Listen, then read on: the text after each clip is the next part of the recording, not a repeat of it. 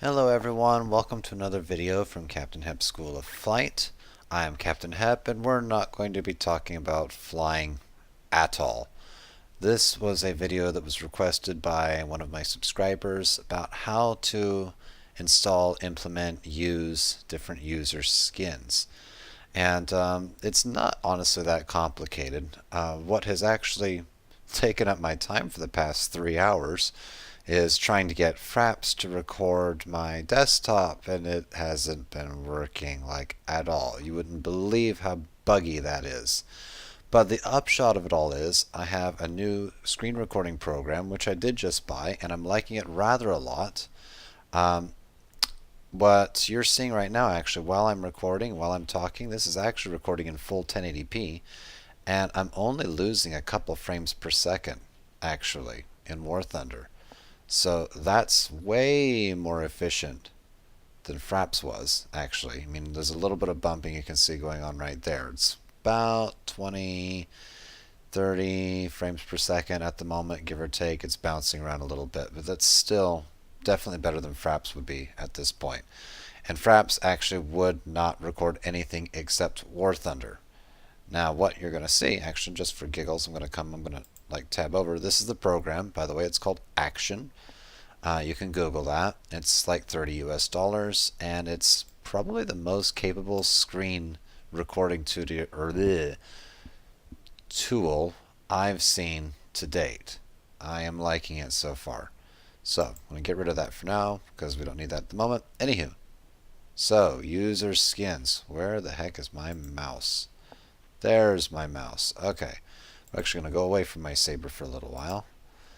And let's see here. So this is a plane that someone was picking on me about the other day. I just don't like P47s, just me. They don't really fit my play style, but whatever, somebody else does. But he was asking me about putting a skin on this airplane, so we're going to walk through that. So let's see here. First thing we have to do, we're going to go to customization for the aircraft. Okay, this is the standard paint. User skin is disabled. We're going to hit this button right here. Create a user skin sample in the game folder. They say files in the game folder. Just broken English over here. That's okay. They speak better English than I speak Russian. Alright, so created a user skin sample. Template, P47D, blah, blah, blah. In user skins folder, in game root folder. What does that mean? I will show you what that means. We're going to come all the way down here. And actually, I'm going to ping, because I can do that. And we are going to go boom, boom, boom, here. Now, look at the top right here. This is our War Thunder main folder, wherever you put it. For me, it's C, Program Files, and War Thunder. Then there is a folder here called User Skins. Open that. You can see this is not the first time I've done this. And War Thunder is making too much noise in the background. That's not what I wanted. You silly computer. Should be this one. No. Darn it. Thank you. Go away. And it's peaceful. Amazing. Okay. Squirrel. Anywho, so we're going to come down here to that template P47D file, which I was talking about a second ago. This is the folder that was just created by War Thunder. So this folder right here is in fact, wait for it, this one right there. We're going to open that, and you see there's actually 5 files right here. Okay, and I have to get rid of War Thunder again. Go away. No, I want my folder back. Not that one. This one. Okay, so we got our 5 files right here, and here's what these are. We got the P47D A. Okay, and hurry up. Thank you. All right, so this is your basic texture for the plane itself. Okay, not too complicated. It's just a great big square with different parts arranged on it, stretched, etc. And you'll notice over here it's only one layer. There are no multiple layers. There's no compression per se. It's a TGA, but there's only the one layer. There's only the one texture level. The game just reduces the resolution automatically, I guess. I don't know. It's not a DXT5 where it's got a bazillion different texture resolutions built into different layers. It's very simple, actually. I like it. So that's that. That's the normal skin. Now over here we also have a P47 Damage Skin. We're going to drag that over here. Now as you can see, it's the same thing, but this is what the plane will look like, as you can see, damaged.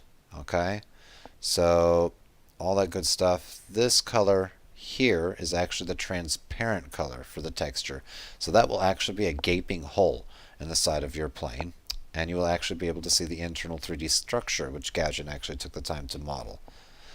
So that's essentially that, but I have to mention, not all artists or texture creators, mod authors, whatever you want to call them, will take the time out of their day to make a damage texture like this. Okay? Here's what happens. If you have, say, a polished chrome P47, okay, and it looks all nice and shiny and glittery and everything, the first time you take a bullet into the right wing, guess what? If the mod author has only done the A texture over here, but not a damage texture, alright, then as soon as you take a bullet in the right wing, suddenly this texture right here will appear. You will no longer have a polished chrome right wing. You will have a green right wing with invasion stripes and a great big gaping hole in it. Yeah, the rest of the plane will still be chrome until it gets hit there as well, because if you got hit once, you're probably getting hit again. Sorry, sucks to be you. Anywho, but it is what it is. So that is our damage texture. Just keep in mind, if the mod author doesn't create one of these, this default damage texture will show up the first time you get hit. Alright, anywho, what's the rest of this stuff? This is a P47. You see N. I'm just going to refer to it as the night texture. What the heck? Okay. In other texture formats, what have you, this would be called an alpha channel, per se. An alpha channel can be used to denote transparency, except as we saw a minute ago, the other texture, the damage texture, actually does that. But this one denotes materials, aka how will the paint or the materials on the aircraft reflect light. And the colors that you see on this texture will determine how the whole aircraft reflects light. So for example, you see most of this is kind of a darkish greenish color, but now you've got some orange up here going into some yellow a little bit in places. This is an area where the paint has been scraped off, okay, right at the wing root. That will reflect a lot more light than, for example, the rest of the aircraft. And we can see that actually if I go click and get rid of this thing, you see right there, that's what we're looking at. Right there at the wing root, you can see it's reflecting a lot more light, and it's gone a little bit more on one side than the other side. So we're going to come out of this, we're going to go back over here, and you can see this right here is actually exactly what we were just looking at, that side, because most pilots, for some silly reason, I don't know why, climbed up on the left hand side of the aircraft and not the right, because you see there's more rubbed off there than there is there, and there's way more here than over there, but you get the idea. So the lighter the color here, more orange it is per se, the more light it's going to reflect. So the rest of this plane doesn't reflect a whole lot of light. The other function this does is it shades the parts to give a kind of a 3D look and feel. You can see some of these parts, here's some rivet joints. If you look closely at some of these panel lines, not a good example here, this is better. You can see the rivet holes right here. And you can see this panel right here looks like it's very slightly warped right in here, like around the rivet holes, what have you. You can see some of these are popping out a little bit more than others. That will be rendered in game, and it gives a pretty convincing, actually, 3D appearance. If you look right on the side of the fuselage, you can just make out that shading as it's been made into effect, and provides rather a cool effect, actually, overall. I like it. So anyhow, that's what that does. And then of course then we have one yellow. Go away, War Thunder. Thank you. Alright, then we have this one, which is exactly the same thing, only you guessed it. It's the damage one. And all the different bullet holes on this critter match the damage on the original texture. AKA, where is it? This one. Okey Doke. So they all match. One big happy family. We're all done with that. This one. I'm not going to go into this right now. We're going to get into that later. Okey Doke. So we're going to get rid of that for now. But that will play an interesting part later on. Anywho, so where do we get more skins? We load up your personally favorite web browser, whatever. We go to live.warthunder.com.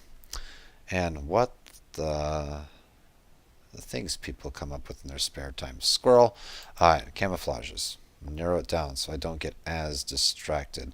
And we're just going to like scroll down because there should be a P47 skin somewheres down here. It's not supposed to be this far down. Oh well, I give up. If you want a skin, you click the picture, you hit the download link right there, and it's going to go into your downloads folder. Okay? In my case, it'll pop up like down here as it's downloading that whole bit. Alright, so we're done here. Once it's done downloading, okay, it's going to be, in my case, my downloads folder, what have you. I do not need that anymore. Go away. And should be this one for now. Alright, so you can see we've got 1, 2, 3, 4, 5 files. We're just going to select all of those. We're going to drag them all the way over into this one. And we're going to copy and replace everything like so. Go faster. Thank you. And then we're going to go back to War Thunder. Okay? Nothing has changed. Oh no. Just kidding. Hit this button right here. Update the user skins list. It's going to refresh from that user skins folder. And then you can see I actually have more than one skin right here. We're going to go to this one because that's the one we just made or just copied in. And wait for it. Aha! Looky there. What do you know? Son of a gun. Alrighty. And I rather like that color scheme actually. Anywho though, that's the basic gist of it. Now we're going to get into a little bit more advanced stuff. So we're going to leave this alone. War Thunder, go away. Now, let's say you have a skin that's specifically for a particular plane or a particular model. War Thunder, come back. This is a P47 D25. If I go hit back, we go to the research tree. There is also, if you want it, a D28, which you can see I do not have. But I do have a skin for the D28 that I want to use on my D25, per se. However, they actually have exactly the same 3D model. Another perfect example of this is the P51s. The D5 versus the D30 versus the D20, you see. Exactly the same 3D model, exactly the same airplane in real life. Actually, if you wanted to know, the D5 is a World War II variant with D-Day invasion stripes. Okay, the D30 and the D20 are actually flying Korean U.S. Air Force colors. They're identical airplanes. They're exactly the same plane as the D5. The only difference is in the radios and avionics that they used, which you will not see any difference in game. Just if you pay attention to the antennas on the back of the D5, what have you, versus the other two, you'll see the difference. Anywho, but otherwise, the skins for these tend to actually swap just fine back and forth. And the P47 is another perfect example. Another good example is a lot of Saber skins actually are hot swappable back and forth between Saber models. Not all of them, but a lot of them. Okay, so we're going to come out of War Thunder now. So let's say I have a P47D. What is this? Dodie May. I don't remember. That's actually the same D25. I want to. Here we go. D28. Look at all this. Alright, here's what I'm going to do. I'm going to make a copy. I'm going to copy the P47D, and then I'm going to paste that copy right here. It's going to be copy 2. And what we can actually do here, P47D, and then we're going to do Chrome. Okay, open that. I'm going to take all this stuff, okay, except not quite, because this is for the D28, but we want it to fit the D25. Look at the difference in file names right here. So we have P47D underscore A, D underscore 28 underscore RA, okay, Pacific underscore A. You get the idea. This is where these files come in. If we open this critter, okay, it's a user skin, yes we know, replace text with blah blah blah blah blah blah. This is what War Thunder is going to be looking for as far as how do I explain? Never mind, I'm not going to try to explain, we're just going to do it. Alright, we are going to copy all of these, not the other one. Now, what we're going to do is we're going to rename these to match this naming configuration. But for that to work, we're going to have to get rid of them because we're going to rename the other files to exactly that. But you have to remember, P underscore 47D underscore A N damage, etc. Okay, so we're going to rename them. Ba-ba-ba-ba-bum.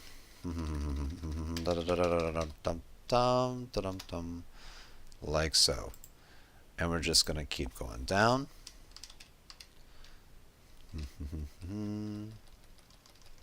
It's a long way to ooh, there we go.